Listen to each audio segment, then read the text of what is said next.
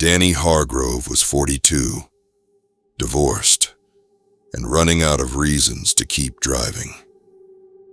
His '98 Chevy pickup rattled along Route 13, a two-lane scar of asphalt cutting through the pine-choked backwoods of northern Maine.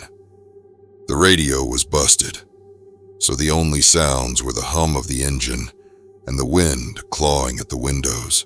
It was past midnight, and the stars were gone, swallowed by a sky as black as motor oil. Danny was hauling a load of scrap metal to Bangor, a job he'd taken to pay off the last of his ex-wife's lawyer fees. He didn't believe in ghosts, not really, but Route 13 had a reputation.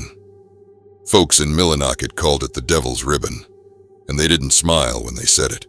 The road was empty, save for the occasional deer that darted across, eyes glowing like twin moons in his headlights. Danny lit a cigarette, the ember flaring in the dark cab. He'd heard the stories, every trucker had. Route 13 wasn't just haunted, it was cursed. People vanished here. Cars broke down for no reason, and sometimes, they said, you'd see things in the fog, shapes, faces. A woman in white, her dress torn, her eyes like holes in the world. Danny snorted. Bar talk. Bullshit to spook the newbies. He'd driven this road 100 times and never seen a damn thing, but tonight felt different. The air was heavy, like it was pressing down on the truck. The pines seemed to lean in, their branches scraping the sky like fingers trying to dig out of a grave. Danny's cigarette burned too fast, the smoke curling into shapes he didn't want to look at too long. He shook his head, muttered, "Get a grip, Hargrove," and cranked the heat to shake the chill that had settled into his bones. Mile marker 47. That's where it started. A flicker in the rear-view mirror, like someone had lit a match in the bed of his truck. He glanced back. Nothing but scrap metal, glinting faintly under the moonless sky. His eyes flicked to the road, and there she was, a woman, standing dead center, maybe 50 yards ahead. Her dress was white, tattered, flapping in a wind that wasn't there. Her hair hung in wet clumps, like she'd crawled out of a river. Danny slammed the brakes, the truck skidding, tires screaming, his heart jackhammered in his chest. She didn't move, just stood there, head tilted, like she was listening to something he couldn't hear. Danny leaned on the horn, a long, blaring note that echoed through the pines. She didn't flinch. He squinted, trying to make out her face, but it was wrong. Not blurry, not shadowed. Wrong. Like her features were sliding off, melting into something that wasn't a face at all. "Jesus," he whispered, his breath fogging the windshield. He threw the truck into park, grabbed the flashlight from the glove box, and stepped out. The air was freezing, sharp enough to cut. "Hey," he shouted, his voice swallowed by the night. "You okay? You need help?" She turned then, slow, like a puppet on strings. Her eyes, God, her eyes were black pits, endless, pulling at him like a riptide. Danny's knees buckled, and he grabbed the truck's hood to keep from falling. The flashlight beam shook in his hand, catching her dress, her pale arms, the way her fingers twitched like they were reaching for something just out of sight. "Stay back!" he yelled, but his voice cracked, sounding small, like a kid's. She took a step toward him, then another, her bare feet slapping the asphalt. No sound. That was the worst part. No sound at all, not even the rustle of her dress. Danny stumbled back, the flashlight dropping, its beam spinning wild across the road. He scrambled into the cab, slammed the door, and locked it, his hands shaking so bad he could barely grip the wheel. The truck wouldn't start. He turned the key. Nothing. Not a click, not a sputter. Just silence, thick and heavy, like the whole world was holding its breath. He looked up, and she was closer now, right outside the window, her face pressed against the glass. No breath fogged the pain. Her mouth opened, and Danny swore he heard a sound, not from her, but from inside his head.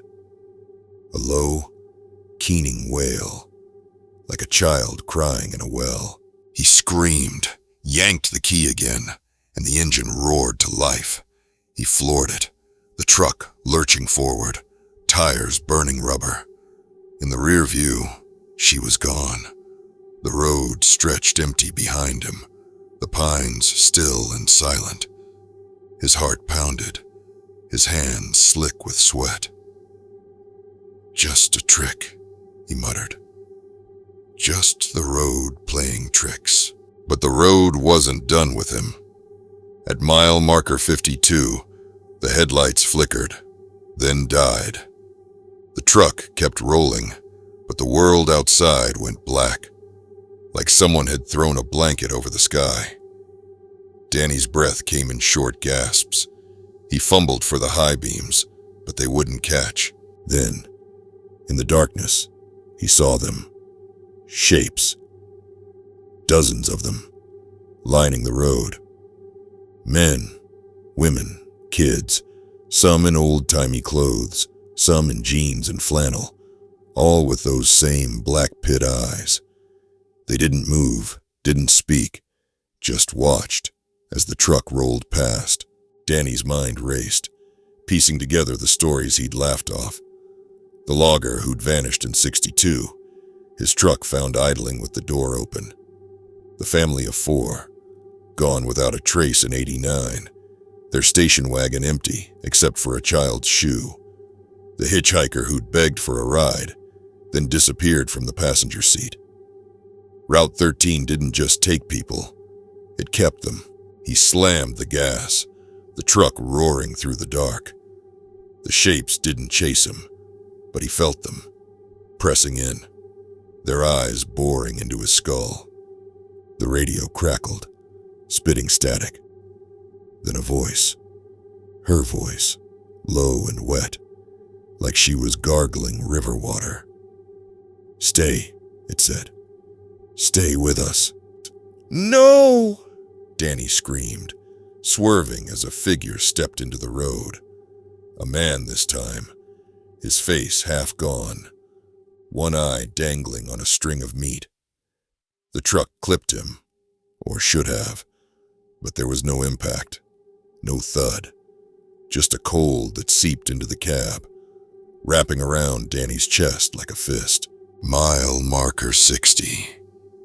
The lights came back on, weak and yellow, barely cutting through the fog that had rolled in from nowhere. The shapes were gone, but Danny could feel them, just out of sight, waiting. He drove faster, the truck shaking, the scrap metal clanging in the back. He didn't look in the rear view anymore. He didn't want to see her face, or the others, or the thing they were becoming. At the edge of Bangor, Route 13 ended, spilling into the bright lights of a gas station. Danny pulled over, his hands trembling, his shirt soaked with sweat. The clerk, a kid with acne and a Red Sox cap, barely looked up from his phone. "You okay, man?" he asked. Danny didn't answer. He couldn't. He just sat there staring at the road behind him, waiting for the fog to clear, waiting for the shapes to come for him. Because he knew, deep down, that Route 13 wasn't done with him. It never let go. He'd drive back tomorrow. He had to. The job wasn't done, and the road was waiting.